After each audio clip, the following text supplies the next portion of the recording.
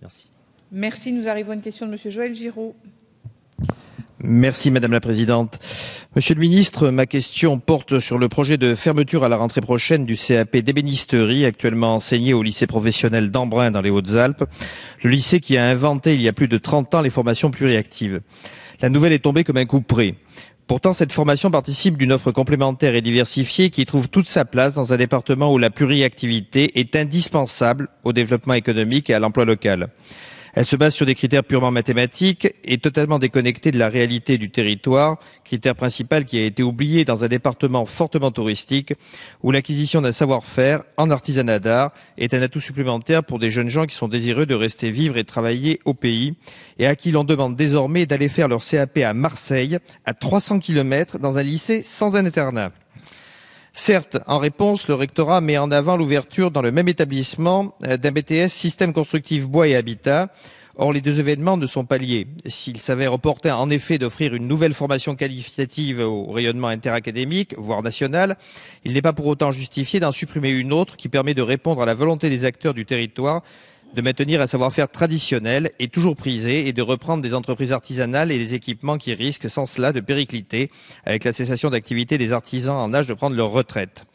De nombreux acteurs privés et publics sont fédérés au sein de structures qui travaillent pour le développement des filières bois énergie et bois construction dans les Hautes-Alpes. Ce sont des secteurs qui pèsent fortement dans le paysage économique, tant par l'activité qu'ils génèrent que l'emploi qu'ils recouvrent. 69 entreprises dans les Hautes-Alpes, 29 dans les Bouches-du-Rhône.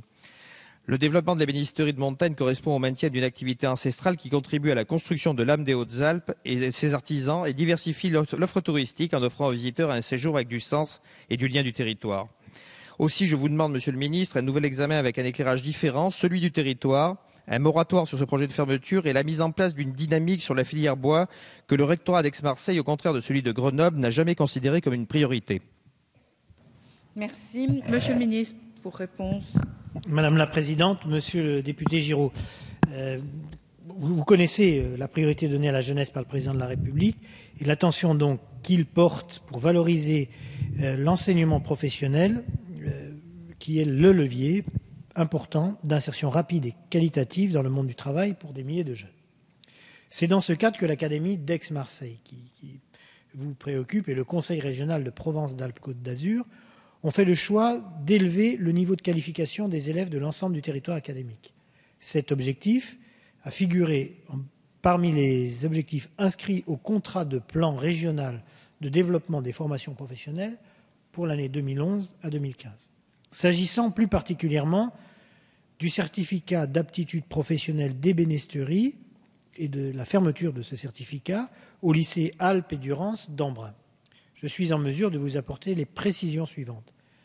Cette formation, disposant d'une capacité de 15 élèves, n'a malheureusement accueilli en 2013 que 8 élèves en première année, 10 en deuxième, et en 2014, 11 en première, 6 en deuxième.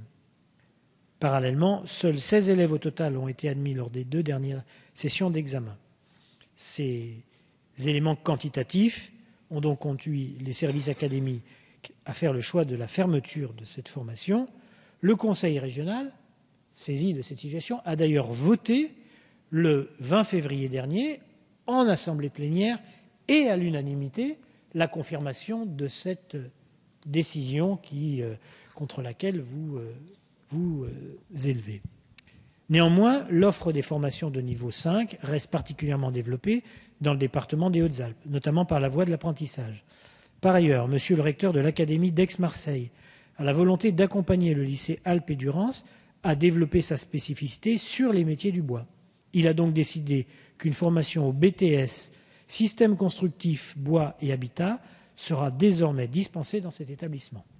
Vous voyez, Monsieur le député, nous nous attachons à offrir aux élèves des parcours fluides et d'excellence, du CAP au baccalauréat professionnel, et d'élever le niveau de qualification en sortie vers le BTS notamment. C'est ainsi, et seulement ainsi, que nous garantirons la meilleure intégration professionnelle aux jeunes de notre pays. Merci, Monsieur Giraud. Oui, merci Madame la Présidente. Oui, merci Monsieur le Ministre pour cette réponse.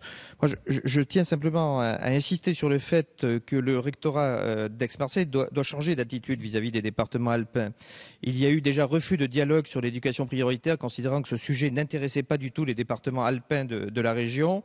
Aujourd'hui, quand je vois la publicité qui est faite, par exemple, sur des CAP d'ébénisterie par le rectorat de Grenoble, sur des sites qui sont des sites comme Aubenas en Ardèche ou Bourgoin-Jallieu dans l'Isère, c'est-à-dire pas au centre de l'agglomération de Grenoble, et que je vois l'absence totale de promotion de la part du rectorat d'Aix-Marseille, j'espère simplement que cette question et le gouvernement pourront faire avancer le rectorat d'Aix-Marseille vers une meilleure prise en compte de départements qui, certes, à l'origine n'étaient pas dans l'académie d'Aix-Marseille, ont changé d'académie, mais qui, eh bien, y trouvaient leur place car leur territoire existe. Merci.